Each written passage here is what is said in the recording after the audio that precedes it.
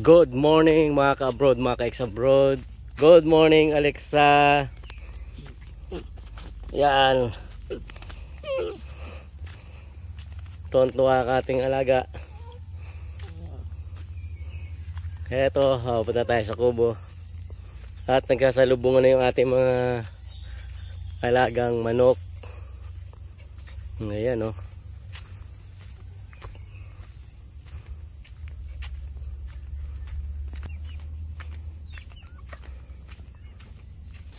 Okay mga kabrod, mga kabrod, patukan muna tayo ng manok. Krrrr! Krrrr! Krrrr! Krrrr! Krrrr! Krrrr! Kung nasa mga dalawang inahin natin. Krrrr! Krrrr! Patukan tayo ng tandang.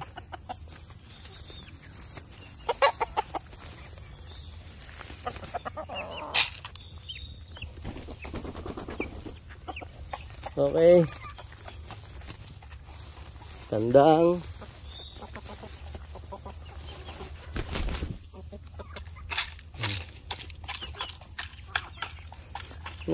Wala ating inahin. Medyo tinanghali tayo ng punta dito sa kubo. So nakapag layasan na yung dalawang inahin natin. Nasaan na kaya sila?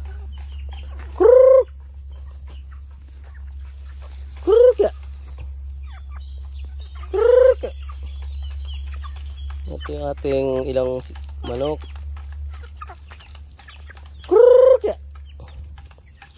So far, wala namang nababawas. Yung ating nga palang dating dinala ditong siyam na sisiw ay ito ang mga natira. Tatlo na lang. 3 piraso na lang yung natira. Naubos pa isa-isa dahil sa sipon. Ayan mga ka-abroad. Napakahina sa sipon ng mga manok na may lahi. Ayun. Dumating na yung ating isang inahin na may sisiw. Ayan o.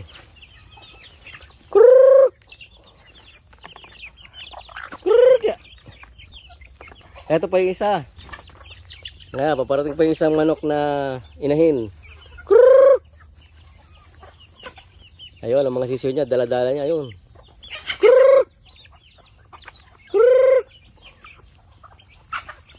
Ayan na. Mga ka-abroad oh. Ang sisiw nitong isang ito ay 7. Ba't ito'y 4? Siya. Bawas na. Yung isang inahin ang sisiw ay 5. Ay, puta. Ay, sorry. Nabuta, sorry. Ito na yung ano, ay 3 yan. Ayun pa yung sisiw. Ayun pa isa. Hop!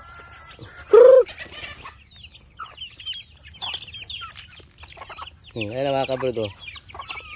Ayan ang ating mga manok. Ang mabait oh. Ay! Tama na yan.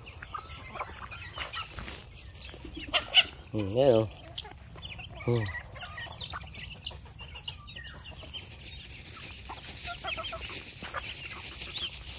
Busog na sila niyan. Ayan mga ka-abroad. Sana makalibre yung mga sisiyo na yan. Bali ang sisiyo natin lahat-lahat ay 12. Tama na. Naku. Naglag na. At yan nga mga kabrod, mga ka-ex-abroad, nakapagpatuka na tayo ng ating mga manok. Ayan. So, next na gagawin natin ay magwawalis-walis naman tayo dito sa ating kubo. Para mawala yung mga kalat-kalat sa paligid. Ayan. And then, Yung iba pa nating mga halaman ay ating bibisitahin din. Titingnan natin kung ano mga nangyayari. Yan lamang ang ating routine dito sa ating kubo sa mga oras na ito. Sa mga panahon na ito na wala pa masyadong activities. Dahil tulad ng nasabi ko ay kulang pa tayo sa budget. Pero one of these days ay magiging very hectic ang ating schedule sa ating lote na ito. So, dyan lang muna mga ka-abroad, mga ka-ex-abroad. Maraming salamat sa panonood and God bless sa inyong lahat.